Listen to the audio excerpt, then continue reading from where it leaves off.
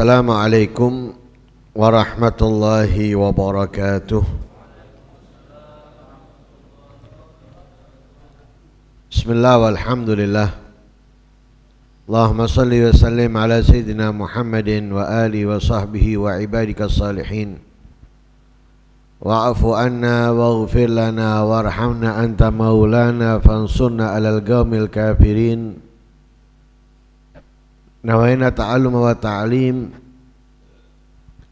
wal naf'a wal intifa' wal mudzakarata wat tadhkir wal ifadata wal istifadah wal hatha ala tamassuki bi kitabillahi wa sunnati rasulihi wad du'a ilal huda wad dilala alal khair ibtigha'a wajhillahi wa mardatihi wa qurbihi wa thawabihi minallahi ta'ala. Qala al-musannif rahimahullah wa nafa'ana bihi wa anumikum fid darain amin. Al-ilmu alaika hatta ta'mala bih, fa idza amilta bihi kana al-ilmu laka. Ilmu menjadi musuhmu sehingga kamu mengamalkannya. Jika kamu mengamalkannya, maka ilmu akan menjadi temanmu. Ilmu akan menjadi saksi buruk bila kita tidak mengamalkan. Bila kita mengamalkan akan menjadi saksi baik.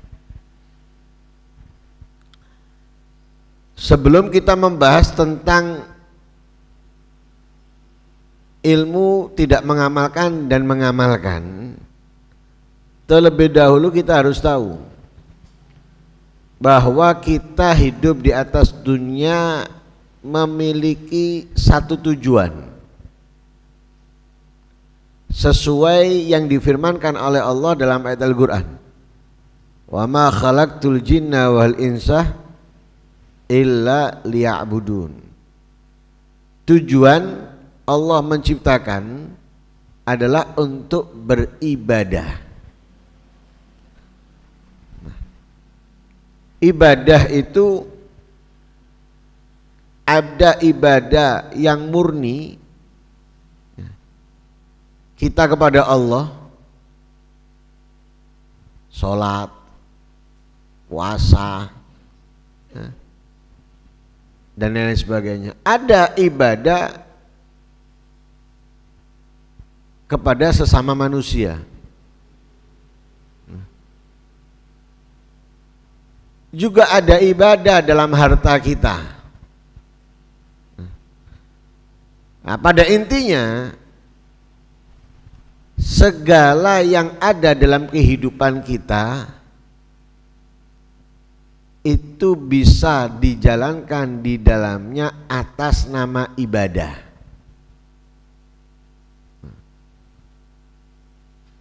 Bekerja bisa menjadi nilai ibadah ketika pekerjaan tadi itu untuk memenuhi kebutuhannya. Kebutuhan orang yang wajib ia penuhi, istri, anak, atau misalnya orang tua kalau sudah sangat tua. Lah ketika dia mencari untuk memenuhi kebutuhannya, maka itu bernilai ibadah asal.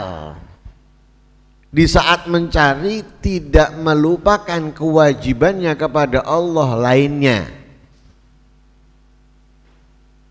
Saya bekerja ini, untuk itu, tapi tinggalkan sholat. Nah, ini berarti baru dalam bekerjanya itu dia melalaikan kewajiban yang utama lainnya. Lah tadi ini kewajiban dia, beribadahnya dia kepada Allah lewat sesama manusia. Sedangkan sholat ibadahnya dia langsung kepada Allah, ditinggalkan keliru. Karena itu diingatkan oleh Allah, la tulhikum amwalukum wala auladukum an dzikrillah. Boleh kamu bekerja mencari harta untuk memenuhi kebutuhan, tapi jangan sampai harta tadi itu atau keluarga kalian melupakan kalian daripada Allah Subhanahu wa ta'ala. Akan tetapi semuanya tidak akan bernilai ibadah kalau tidak didasari dengan ilmu.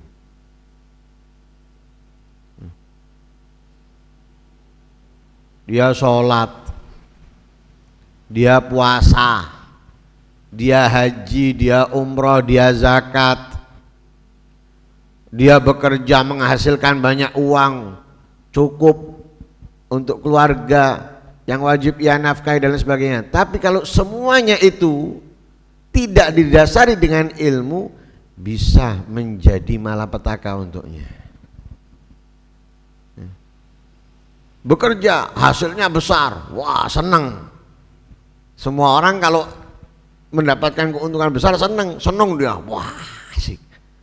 Hitung-hitung sama dia, ini kalau 1 bulan segini, setahun segini, wah nanti bisa buat ini, buat itu dan lain sebagainya. Senang dia, nggak peduli. Ini jual belinya benar atau enggak? Sahih atau fasid ini atau batil? Nggak haram tah, nggak salah tah jual belinya ini, sesuai atau tidak? Nggak berpikir dia. Yang dipikirkan hanya keuntungan, dihitung, dikalikan selama setahun dan lain sebagainya. Nggak mikir muamalah seperti ini sahihah atau fasidah atau batilah, nggak dipikir. Yang penting keuntungan. Nah ini bahaya. Ini masuk dalam riba atau enggak? Enggak peduli dia. Kenapa? Enggak ngerti. Nah ini bahaya akhirnya. Kalau misalnya muamalahnya enggak benar atau bahkan terjerumus dalam riba tapi dia enggak ngerti, loh, kemudian yang dimakan hasil apa? Sedangkan Allah dalam ayat Al-Qur'an, la ta'kulu amwalakum bainakum bil batili illa an takuna tijaratan antaradhi minkum. Allah melarang kita memakan, semisal makan minum, semisal makan minum, memakai apa? Harta di antara kalian itu dengan batil. Lah ini nggak tahu, terjerumus dalam riba nggak tahu. Wah dia cuma senang tok karena apa? Hasilnya besar, dimakan. Yang masuk haram, baik itu dari makanan atau minuman. Dipakai nggak tahu, yang dipakai dari yang haram. Terus salatnya akan bernilai, puasanya akan bernilai, haji umrohnya akan bernilai? Nggak akan. Tidak akan. Kenapa? Pakaian yang dipakai, belinya pakai duit haram. Haji mungkin dengan fasilitas yang terbaik, pakai duit haram. Terus ya kamu itu gaya itu, dapat gayanya toh. Wah ini haji plus ini, wah. Mari melaku nih, hanya gayanya toh. Padahal tidak bernilai sedikit pun di sisi Allah. Duit besar yang dia keluarkan, payahnya dia di sana tidak bernilai sedikit pun. Kenapa? Dari yang haram. Yang sesuai yang dikatakan dalam kitab Zubat, wa ta'atun mimman haraman ya'kulu mithlul bina' fawqa maujin yuj'alu. Diibaratkan orang yang menggunakan yang memakai dengan haram, dalam ketaatannya itu seperti bangun bangunan di atas ombak. Sampai kapanpun tidak akan terwujud bangunannya. walaupun hanya ukuran beberapa senti, jangan beberapa meter. 1 senti kalau 1 senti, coba bangun, bisa enggak? Enggak akan bisa. Kenapa? Di atas ombak. Lah sehingga sebelum kita membahas, kita harus mengamalkan terlebih dahulu. Kita harus tahu bahwa kewajiban kita ini dalam mencari ilmu, kewajiban yang sangat tidak boleh kita tinggalkan dengan keadaan apapun. Nggak bisa kita tinggalkan.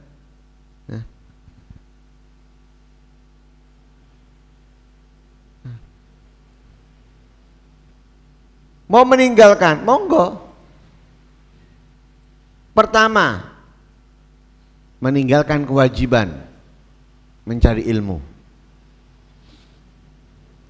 Yang kedua, ibadahnya tanpa ilmu.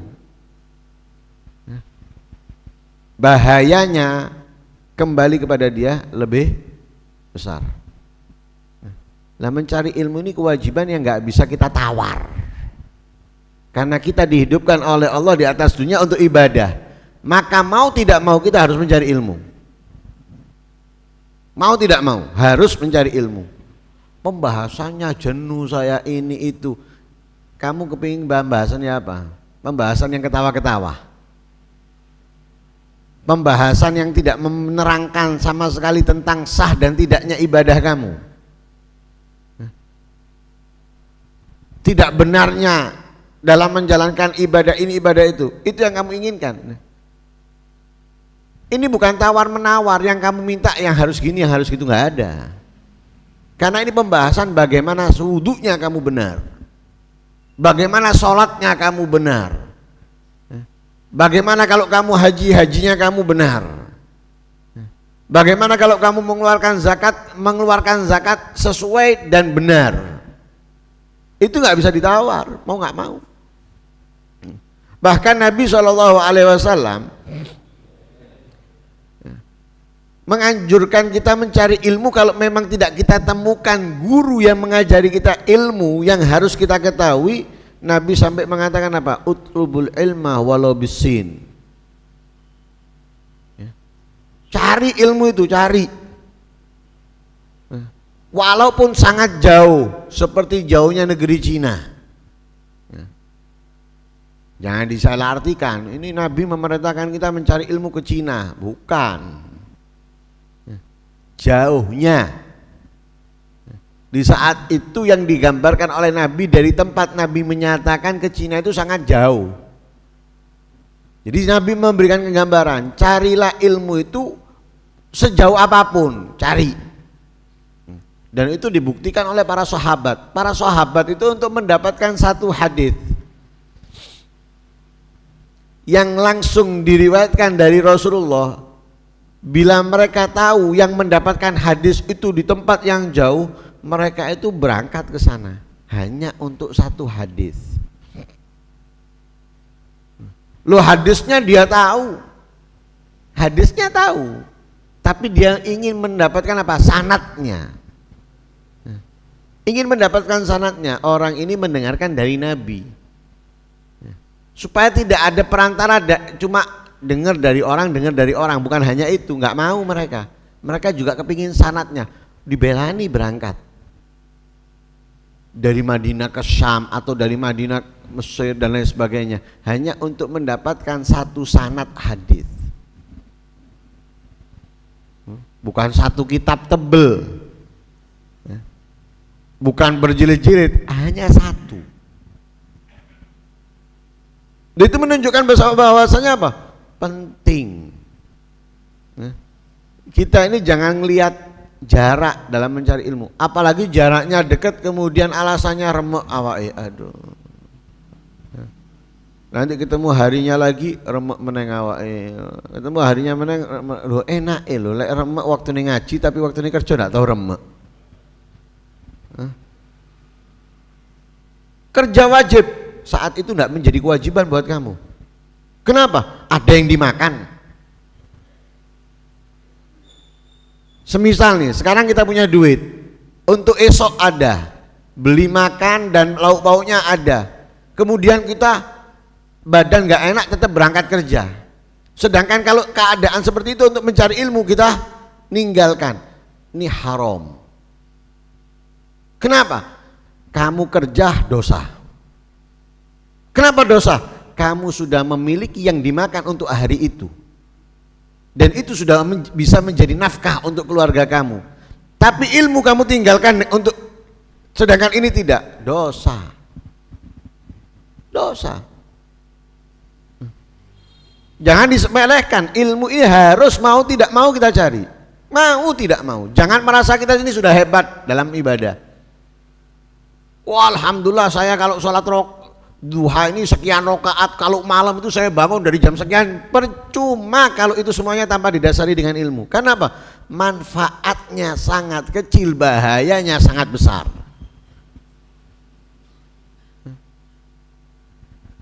Karena itu diceritakan. Yang dikatakan oleh Imamul Ghazali ini, Imamul Ghazali, dikatakan oleh Imamul Ghazali dan sebagian lainnya daripada para ulama. Apa yang dikatakan oleh beliau? La yajuzu li ahadin al-iqdamu ala fi'lin hatta ya'lama hukmallahi fi. Kata Imam Ghazali, nggak boleh kita menjalankan satu perbuatan, ibadah, ketaatan sampai kita mengetahui hukumnya Allah di dalamnya. Sholat, nggak tahu tentang sholat, jangankan tentang sholatnya. Lah sholat ini berhubungan dengan wudhu, wudhu berhubungan dengan air,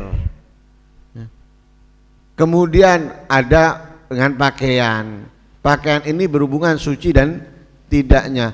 Loh ini jangan masalah sholatnya dulu. Lah wudhunya gimana? Wudhunya bagaimana? Lah wudhu itu memang kalau dihitung kecil. Oh sudah, saya waktu di TPQ ben wis iso wudhu. Itu kan praktek ilmunya. Kalau praktek siapa yang nggak bisa? Banyak yang bisa. Tapi ilmunya, orang belajar motor, mobil, banyak yang bisa jalan. Tapi ilmunya rambu-rambu, ngerti? Enggak, dia tahu bisa jalan, tahu kalau lampu merah berhenti, hijau jalan, wis itu toh. Rambu-rambu lainnya nggak ngerti kadang. Kalau ada ambulan mana yang didahulukan kadang nggak ngerti. Buktinya apa? Terjadi beberapa kali, bahkan di tol ambulan dihalangi. Itu berarti apa? Ini bisa nyetir toh enggak tahu rambu-rambu yang harus atau pelaturan yang harus ya lakukan. Kenapa? Hanya bisa nyetir, sama dengan kita. Hanya bisa sholat, hanya bisa wudhu, ilmunya nggak ada. Sekarang kalau kita bahas tentang niat, niat itu di dalam niat wudhu, fardunya wudhu yang pertama adalah niat wudhu. Yang kita ketahui tentang niat wudhu apa?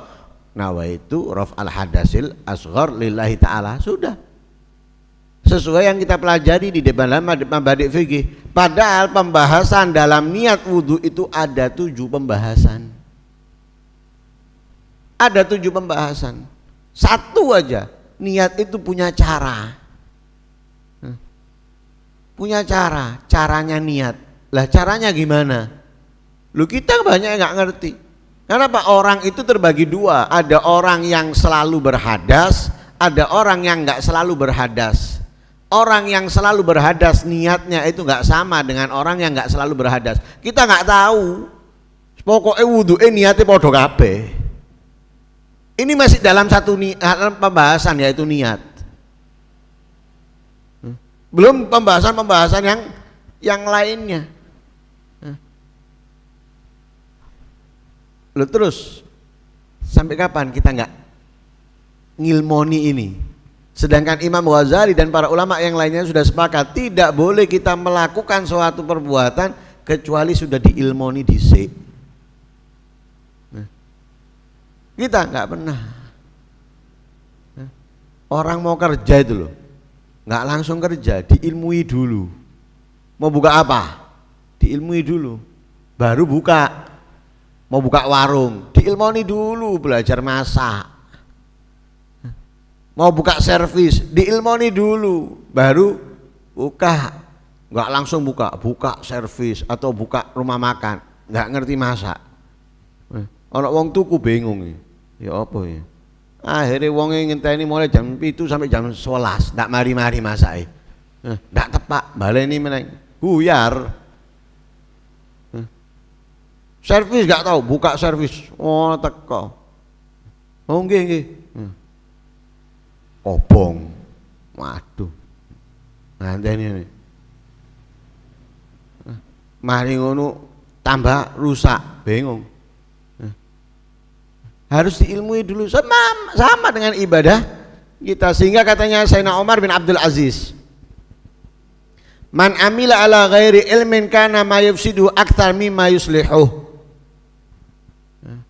Orang yang beramal tanpa ilmu, yang ia kacaukan, yang ia rusak lebih banyak daripada yang ia perbaiki. Yang dikacaukannya lebih besar, ya, daripada yang diperbaiki. Kita ibadah tujuannya apa?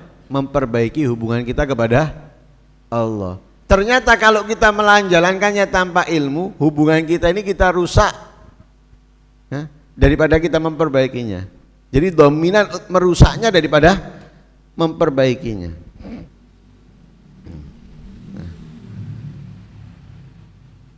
Lah karena itu kita mau nggak mau harus mencari ilmu, nggak bisa kita tinggalkan, tidak bisa kita hindari, karena itu nggak bisa, mau tidak mau. Dan orang yang sibuk mencari ilmu itu orang yang sudah hidupnya dijamin sama Allah sudah, hidupnya dijamin. Kemudian bukan hanya hidupnya, ibadahnya yang kecil yang sedikit sangat bernilai. Dikatakan oleh Rasul sallallahu alaihi wasallam, muta'allim kaslan afdalu indallah min sab'i mi'a abid mujtahid. Orang yang mencari ilmu kurang semangat, males, tapi dia mencari ilmu kurang semangat, males, itu orang yang males dalam mencari ilmu itu lebih afdal di sisi Allah daripada 700 orang yang ahli ibadah dan semangat. Lebih baik, lebih afdal dari siapa? 700 orang yang ahli ibadah dan semangat. Bukan sekedar ahli ibadah, semangat. Ini orang yang mencari ilmu malas, dan ini mencari ilmu semangat. Yang malas aja memiliki kemuliaan yang sangat besar. Bahkan di dalam hadis yang lain, man ja'ahul mautu wa huwa yatlubul ilma li yuhyiya bil islam fa bainahu wa bainal anbiya darajah wahidah fil jannah. Orang berangkat mencari ilmu, akhirnya kematian datang di saat ia mencari ilmu. Nah, niatnya dalam mencarinya untuk menghidupkan Islam, mengajarkan orang yang nggak ngerti supaya mengerti dan lain sebagainya, bukan tujuan yang lain. Maka di surga nanti kedudukan dia itu di bawah Nabi satu tingkat, di bawahnya para Nabi satu tingkat.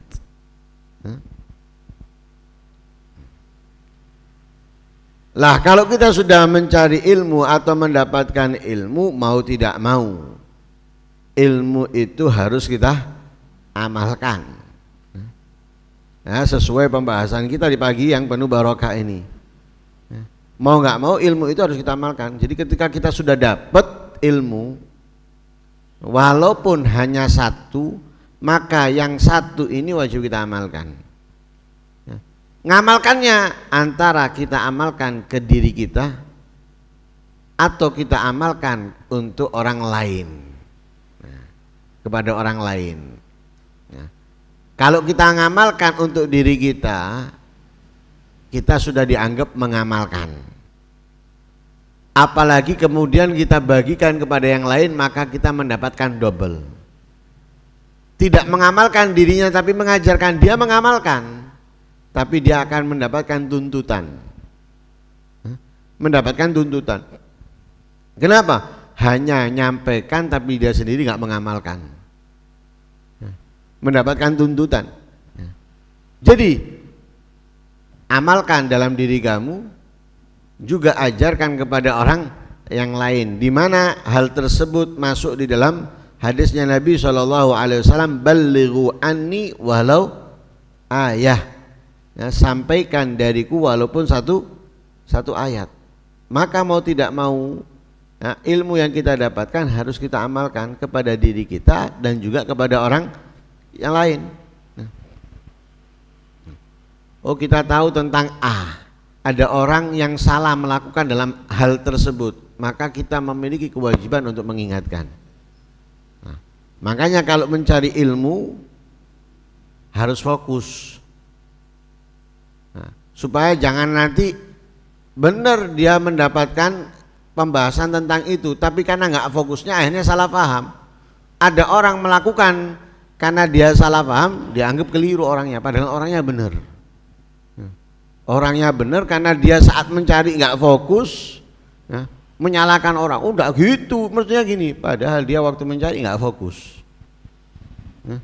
Padahal waktu mencari nggak serius, sehingga dia bayangannya dia saja, bukan sesuai yang disampaikan. Orangnya benar tapi disalahkan. Nah, kalau kita fokus, oh salah itu. Nah, kenapa? Kita fokus, kita tahu orangnya salah, nah, sehingga kita perlu membenarkannya. Lah kalau kita sudah mengamalkan, nah ilmu tadi itu akan berbuah, ya, sebagaimana di dalam pepatah yang dikatakan al ilmu, ya, al ilmu bila amal kasyajar bila thamar. Nah, ilmu itu kalau nggak diamalkan seperti pohon yang nggak berbuah. Berarti ketika diamalkan akan berbuah, ya, sesuai dengan hadisnya Rasulullah, man alima wa amila wa allama, ya, aurathahullahu ilma ma lam ya'lam.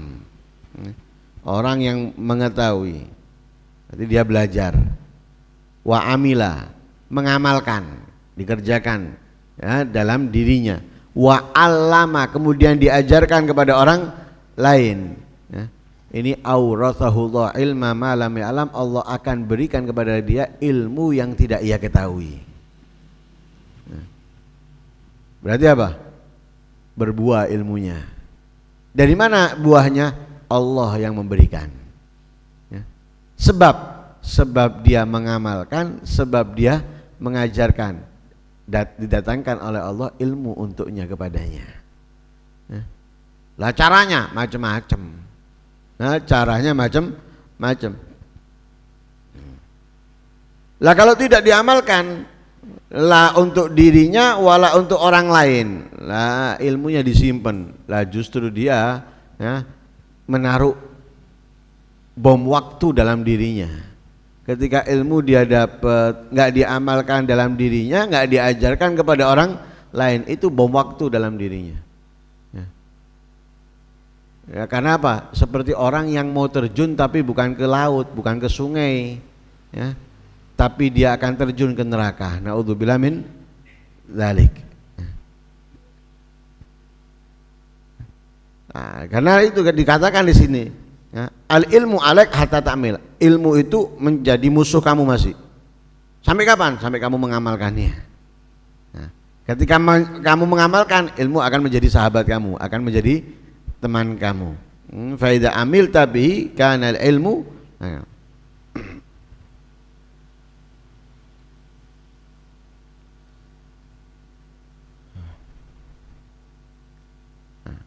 karena itu diriwayatkan dari Walid ibnu Uqbah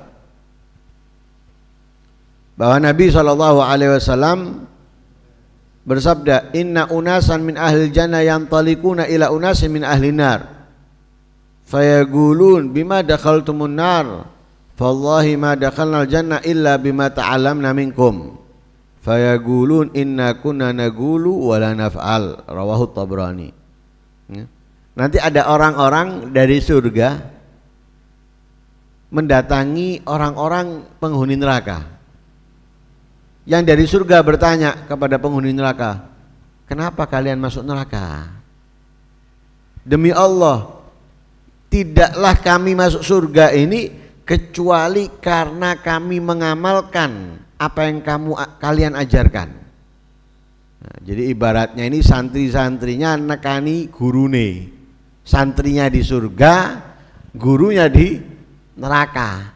Kata santrinya, lo kok bisa Anda masuk neraka padahal kita ini tidak akan masuk surga kecuali karena ilmu yang kalian ajarkan kepada kami.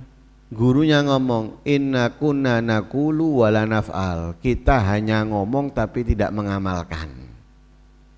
Nah, makanya tadi kita sampaikan mengamalkan kepada dirinya itu sudah termasuk mengamalkan. Mengamalkan kepada orang lain itu juga termasuk mengamalkan, tapi ada ancaman. Nah, ini ancamannya. Hanya bisa ngomong, nggak bisa berbuat. Yang benar ya diajarkan kepada orang juga diamalkan kepada dirinya, itu yang benar. Tapi kalau hanya ngomong,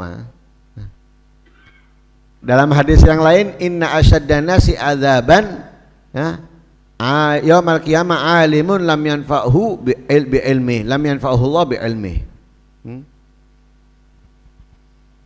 Kejihnya azab di hari kiamat akan diberikan oleh Allah kepada orang alim yang ilmunya tidak bermanfaat.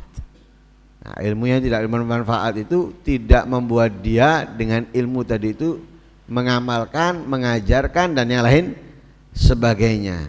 Ya. Sehingga dalam kitab Zubat dikatakan fa'alimun bi ilmihi lam ya'malan mu'adzabun min gabri abadil wathan. Ya, orang yang alim tapi tidak mengamalkan ilmunya akan disiksa oleh Allah ya, terlebih dahulu sebelum penyembah berhala. Ya. Naudzubillah min dzalik. Walhasil pada intinya ketika kita sudah tahu ilmu ya, nggak nunggu banyak, walaupun satu kita memiliki kewajiban mengamalkannya kepada diri sendiri dan juga mengajarkannya kepada orang lain. Ya, orang lain itu siapa? Orang lain itu siapapun. Ya, misalnya suami kepada istrinya, kepada anaknya, ya. Atau misalnya kakak kepada adiknya, ya. Atau teman kepada temannya, ya. Atau juga misalnya mengamalkan kepada orang-orang yang dilihat salah dalam melakukannya dan dia mengetahui kalau itu salah. Ya. Ini misalnya bapak-bapak sholat di masjid, kelihatan ada yang sholat waktu ruku atau sujud kelihatan auratnya di belakang, jangan diem. Oh ini kita tahu ini terbuka aurat, nggak sah sholatnya, diem meneng. Ini termasuk yang akan masuk neraka ini. Kenapa? Ilmunya nggak manfaat, ini mendapatkan azab yang keji. Ingatkan, tapi mengingatkannya jangan ditunjuk wong ini goblok kok nih ya, jangan. Mengingatkannya itu duduk di sampingnya ya. Atau misalnya diajak salaman kemudian minta maaf, pasti diterima ya. Minta maaf diajarkan, ngapunten maafnya, sampai yang tadi itu sholat kelihatan auratnya ya, di belakang ini terbuka karena aurat itu antara pusar dan lutut, jelaskan. Nah, dia kita ajari sesuatu yang mungkin dia belum ketahui, lain waktu dia akan merubah.